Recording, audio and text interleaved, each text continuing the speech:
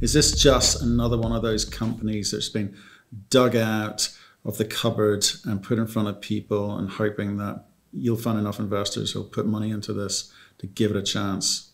I think the companies, these are really exciting assets. The company went through a whole bunch of different transactions, back in 2014 to 2016, when the current company was formed in its current form. And since then, there's been a lot of interest in these projects, but no actual work done. And obviously with the uptick in the gold price, it's really excited the board to get the projects moving. And, I was brought on just over 2 months ago.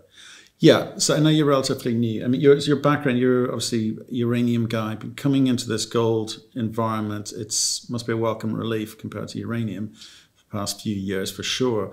But when you say when the directors are excited, I bet they are, because it means they get salaries paid, they get lovely options here. But what I want you to be able to tell me today is that this isn't just another opportunity for investors to be, fleeced out of their cash by, you guys pitching a story which has got no chance of working. So what is it that we should be looking for? What have you been brought in to do, first of all? What do you think you're going to be able to do for these assets which other people couldn't do? Yeah. I was really excited, with this opportunity when it came across my desk, just firstly in terms of a company in today's market with gold resources on the books at decent grades. They're both open pit targets. A company that had, the projects hadn't had much done on them, and the gold price having moved up so much. At the Goldfields project, there's already a PFS that was done in 2011 that had robust economics. Obviously we know what happened subsequent to 2011 with the lull in the gold price. But we've started to look at all that in detail, and really impressed with the work that's been done there, the quality of the work. We've had independent consultants come on and review that PFS, and it's a robust study. The real exciting part is we get to build on that study. And it's a study that was done using a Canadian gold price of $1,250 an ounce. Today the gold price Canadian gold price is more than doubled, sitting at around $2,600 an ounce. So, on that basis alone, it's a really exciting project to move forward in this market. But obviously things have to be re-looked at instead of CapEx, OpEx, and that's not even including what we see on the exploration side. There's a lot of potential around both the deposits on the Goldfields property, both Box and Athona.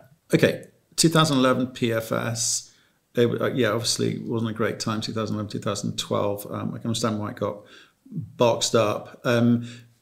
What are the relevant numbers from the PFS that you can talk about today? Because I'm trying to understand the economics in today's environment, because a lot of things look good in today's environment, but what are you able to help us with? Yeah, so the 2011 PFS, this is an open pit mining scenario of the Box and Athona deposits. Box going first, having approximately just over 70% of the resources. It's a 13-year mine life with a mill capacity of 5,000 tonne per day. Gold recoveries at Box of 89%, Athona 91%. In terms of the economic highlights, using that gold price of $1,250 Canadian an ounce, there was the capex was 159 million using a 14% contingency.